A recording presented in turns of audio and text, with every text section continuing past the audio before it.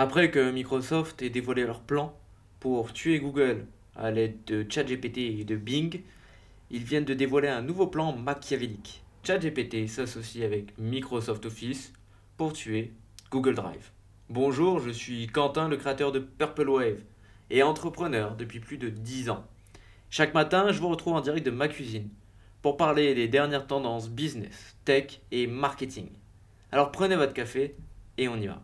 Alors exceptionnellement aujourd'hui, vous ne voyez pas ma tête puisque je suis en voyage en Ouzbékistan, dans la magnifique ville de Tashkent. Aujourd'hui, on va regarder cet article de Forbes. Google Doc est plus populaire que Microsoft Word, mais ChatGPT pourrait changer ça. Alors dans une des dernières matinales, on avait parlé de comment Bing, vous savez Bing, ce moteur de recherche qui ne sert qu'à chercher Google, eh bien qu'en intégrant Bing avec ChatGPT, Microsoft allait peut-être se tailler une nouvelle part de marché, et je dis bien peut-être puisque ça vient aussi avec des gros risques, étant donné que ChatGPT, et plus précisément le moteur GPT 3.5, est quand même connu pour sortir parfois des grosses dingueries qui peuvent faire très mal à leur réputation. Et c'est d'ailleurs certainement pour ça que Google ne sort rien à l'heure actuelle. Dans cet article, on voit que les experts disent que ChatGPT pourrait être un game changer, donc pourrait absolument tout changer pour Microsoft. Alors que le CEO Satya Nadella annonce son plan pour sortir la technologie de ChatGPT à travers tous les produits de la société. Donc ça voudrait dire qu'effectivement, très bientôt demain sur Word, vous allez peut-être pouvoir taper votre prompt et générer un texte qui correspond. Pas que un texte d'ailleurs, mais certainement des PowerPoint ou d'écrire des emails beaucoup plus vite. L'idée c'est d'utiliser les modèles d'OpenAI donc pour améliorer l'autocomplete et l'autocorrect, donc toutes ces fonctionnalités là qui permettraient du coup d'aller plus loin et forcément de taper mettons génère-moi une lettre ou génère-moi un CV et que tout s'affiche comme par magie directement dans votre Microsoft Word. On va venir justement à ce qui va se passer pour Google Drive et compagnie après. Et donc leur objectif bien entendu c'est de faire tomber Google Doc et Google Sheet qui sont beaucoup plus populaires que Microsoft Office puisque les temps ont changé. Si vous êtes dans la trentaine, eh bien vous vous souvenez tout simplement de cette époque où tout le monde utilisait Microsoft Office et Word et PowerPoint et tout ça et que c'était la norme. Par contre, si vous avez moins de 30, moins de 20 ans peut-être, eh bien vous êtes plutôt sur Google. Vous avez certainement même fait toute votre éducation chez Google. Puisqu'en fait, Google Drive est devenu extrêmement populaire, notamment aux US, étant donné que toutes les tablettes utilisées dans les écoles, les collèges et les lycées et les universités, eh bien bon, une partie utilise Apple, mais l'autre partie utilise Android, avec lesquels viennent par défaut du coup Google Drive. Et on va voir d'ailleurs qu'il y a une différence fondamentale de popularité entre les deux, une différence honnêtement à laquelle je ne m'attendais pas. Je ne pensais pas que les chiffres étaient aussi importants. Et donc on a cet expert Dan Ive qui pense que ChatGPT pourrait être potentiellement la balle d'argent qui pourrait changer le paradigme entre Google Doc et Microsoft Word et inverser la tendance. Mais je dois dire que c'est quand même pas sûr. Alors là, les chiffres sont hyper intéressants. On se rend compte que Google Workspace, donc avec Google Drive, Doc, Meet et Slide, a plus de 3 milliards d'utilisateurs en 2021. C'est colossal, c'est quasiment la moitié de la Terre. Sachant que parmi ces 3 milliards, il y a certainement personne sur Google Meet. Pour le coup, le truc, c'est une ville fantôme. Mais Google Drive et Doc, bon, là, on a effectivement tout le monde. Bien entendu, parmi ces 3 milliards d'utilisateurs ne sont pas des utilisateurs payants. C'est la globalité des utilisateurs. Parmi les utilisateurs payants, ils en ont que 7 millions. Ce qui est dérisoire comparé aux 3 milliards. Je ne sais pas comment c'est possible d'avoir un taux de conversion aussi bas. Peut-être simplement parce qu'en fait la version gratuite est suffisante pour la majorité des gens.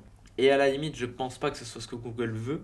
Google doit privilégier l'adoption avant la rentabilité. Après tout, ils ont d'autres services qui sont hyper rentables. Et c'est peut-être aussi un moyen de récupérer plus de data, plus de données pour profiter à leur business de publicité. Et c'est vrai que cette base de clients payants est beaucoup moins que celle d'Office 365, puisqu'Office 365 a à peu près 54 millions de consommateurs, ce qui est là aussi énorme. Mais bon, si on devait privilégier, est-ce que vous préférez en tant que business avoir 54 millions de clients ou avoir 3 milliards d'utilisateurs. Bon, c'est toujours pareil, ça dépend de ce que vous faites, mais puisque Google est avant tout une société de publicité, à la limite, c'est pas un problème que la majorité de ses utilisateurs à l'heure actuelle soient gratuits. D'autant plus que si on prend d'un point de vue logique, une grande partie de ces utilisateurs sont avant tout des étudiants. Le jour où ces étudiants vont aller sur le marché du travail, ils vont forcément avoir besoin de payer soit un Google Drive, soit un Office 365. Puisqu'ils ont passé l'essentiel de leur scolarité à apprendre sur Google Drive, bon, utiliser Office 365,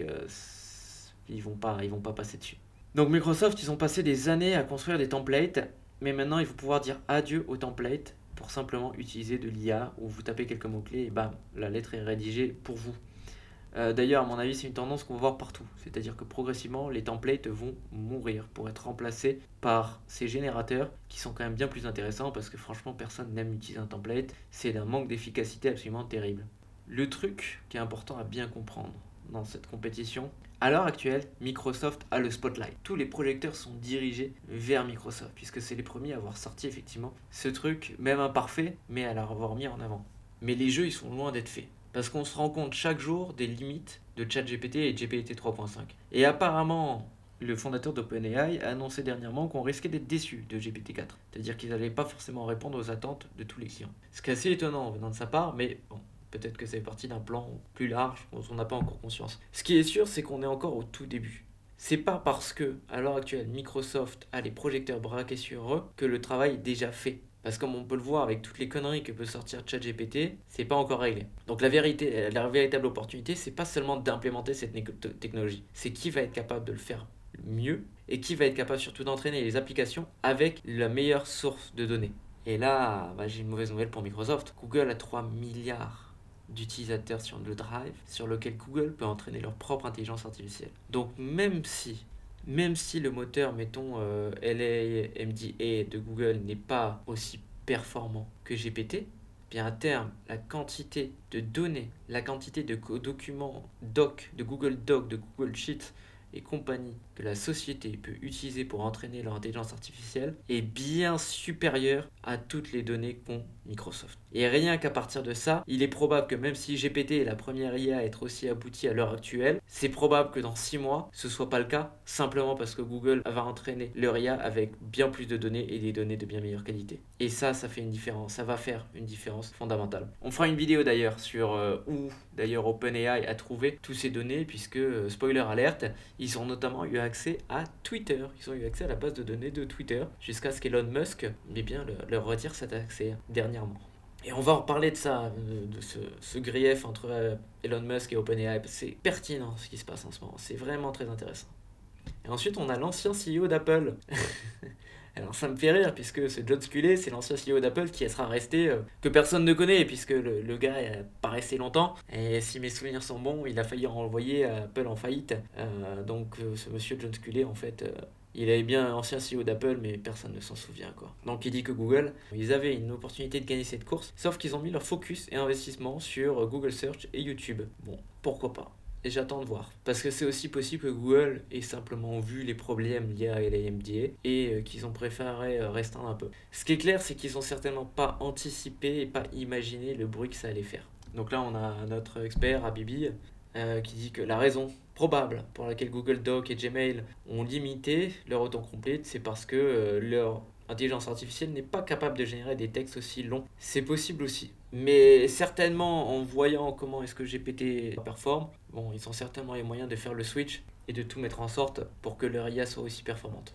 Donc la conclusion de cet article, elle est simplement là. C'est qu'à l'heure actuelle, Microsoft a les projecteurs. C'est une chose. Microsoft semble avoir une longueur d'avance colossale, puisqu'ils semblent être les seuls à être capables d'avoir une IA qui génère des textes aussi longs et aussi pertinents que GPT. Maintenant, Google a une inertie colossale, que ce soit dans leur moteur de recherche, qui va leur permettre d'avoir beaucoup de temps encore avant de sortir une IA. D'autant plus que Google a aussi le désavantage premier, c'est-à-dire que s'ils implémentent une version similaire à ChatGPT au sein de Google Search, et que cette version donne des résultats incomplets, faux et impolis, on va dire, eh bien ils vont se faire ramasser.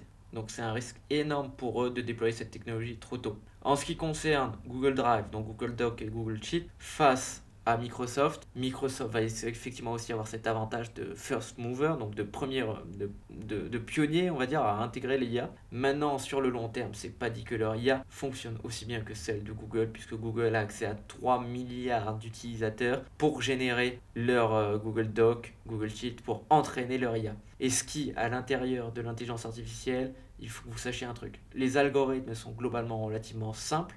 Ce qui est le plus coûteux, c'est l'entraînement et les données. Et Google a largement la capacité d'entraînement de Microsoft, puisqu'ils ont aussi leur cloud, tout aussi performant que Microsoft Azure. Et surtout, ils ont des données massives. Donc on en reparlera dans quelques années. Mais au vu de la guerre d'intelligence artificielle à laquelle on assiste entre Microsoft et Google, à mon humble avis, avec les données qu'on a maintenant, je pense que Google en sortira vainqueur et que l'IA qu'ils vont être capables de sortir dans peu de temps va surpasser, en tout cas dans le cadre de Google Doc et de Google Slide et compagnie, va surpasser celle de Microsoft. Et avant de terminer, je vais envie de parler d'une petite chose sur laquelle conclut d'ailleurs l'article, c'est qu'OpenAI a démarré en tant que non-profit, quand elle a été notamment cofondée par Elon Musk. Mais que depuis quelques années, ils ont shifté, ils ont fait un shift, ils ont changé leur focus sur du profit. Maintenant, c'est devenu un business à part entière. C'est au moment où ils ont accepté l'investissement de Microsoft. Ce qu'il faut aussi savoir à partir de là, c'est que même si Elon Musk et OpenAI sont toujours affichés ensemble, Elon Musk a quitté OpenAI il y a plusieurs années. Elon Musk a cherché à réduire l'avancée de l'intelligence artificielle puisqu'il pense que l'intelligence artificielle va être notre doom, notre apocalypse. Il est extrêmement prudent vis-à-vis de tout ça. Et c'était une des raisons pour lesquelles il avait fondé OpenAI. Pour que l'IA n'appartienne à personne. C'était pour cette raison que c'était un non-profit. En 2018, quelque chose a changé. Il est parti. Le business est devenu payant. Donc vraisemblablement, on va assister à un monde demain où les IA vont être possédées effectivement par des grosses sociétés comme par les GAFAM. Et où les autres vont être vraiment embêtés. Je prépare une vidéo qui va récapituler l'ensemble de ce qu'on sait déjà sur l'IA, l'ensemble des changements que ça va apporter. Mais sachez simplement ça, c'est qu'au départ OpenAI était un non-profit, que maintenant c'est devenu une société avec un objectif clair, faire du cash, qu'à l'époque Elon Musk en faisait partie, mais que maintenant ce n'est plus le cas. C'est tout pour l'épisode du jour, je vous retrouve demain, prenez soin de vous.